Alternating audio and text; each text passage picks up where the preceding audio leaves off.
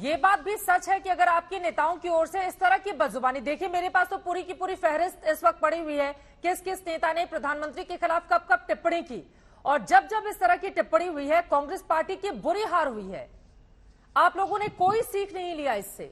चरण सिंह सापरा जी, मैं एक बार कुछ ऐसी लाइनें हैं, देखिए मौत का सौदागर तो सभी जानते हैं, उसके बाद दुर्योधन जैसा अहंकारी, औकात दिखा देंगे, गंदी नाली, सांप बिच्छू गंदा आदमी, नीच प्रवृत्ति का आदमी, सबसे क्रूर प्रधानमंत्री, रंगा बिल्ला की जोड़ी, हिटलर जैसा तानाशाह, काला अंग्रेज, पता नहीं कितने, और कुत्ते की मौत मरेगा, हिटलर की मौत मरेगा, जनरल डायर से तुलना, ये कौन सी भाषा है चरण सिंह सापरा जी? आप लोग मुद्दों की राजनीति करेंगे या इस तरह की गाली देकर आप लोगों को लगता है कि हाँ हम हरा देंगे मोदी को?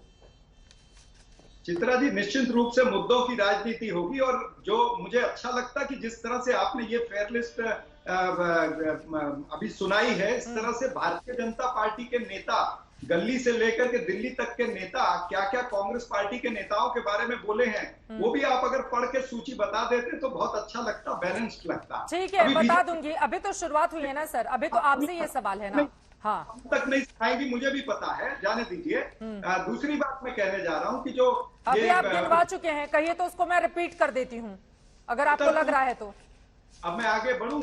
नहीं, आप इनके नेताओं का सुनाते ना साथ में तो ठीक लगता था। आपने एक तरफी बात की है, इसलिए मैं उसमें ज्यादा कुछ अभी सर, आपकी 24 नेताओं के बयान इस वक्त मेरे पास हैं, मैं इसलिए कह रही हूँ, और आपकी 24 नेताओं ने जब जब बयान दिए हैं उसके बाद के रिजल्ट भी मेरे पास हैं कि उसके बाद कांग्रेस पार्टी का क्या हाल हुआ है। चरण सिंह सापरा जी, यहाँ पर एंकर पर मत जाइए, बात मुद्दों की है, बात मुद्दों की है और उसी पर रहते हैं। तो मैं नहीं, अब मैं जाऊंगा। अब आपको ये भी सुनाना पड़ेगा कि रामजादे और हरामजादे की बात किसने की थी।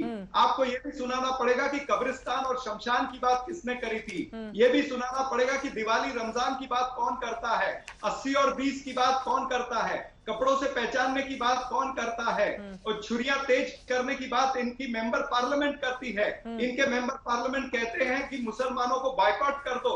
ये तमाम सारी चीजें चलती हैं, ये आप कभी नहीं बताती हैं। तो ये सारी चीजें हम भी बता सकते हैं, लेकिन तो मैं किसने मना किया चरण सिंह सापरा जी आपको बताने के लिए? तो क्या आपको लगता है कि गालियों से चुनाव जीते जाते हैं? सापरा साहब आप ये कह रहे हैं। जानबूझ के मुझे उत्तेजित किया तो मुझे ये सब बताना पड़ा। नहीं, आप बताइए, आपको किसी ने मना नहीं किया है सापरा साहब, क्या आप मत बताइए, लेकिन क्या गालियों से राजनीति जीती जाती है? आप ये कहना चाह रहे हैं कि वो करेंगे तो हम भी करेंगे?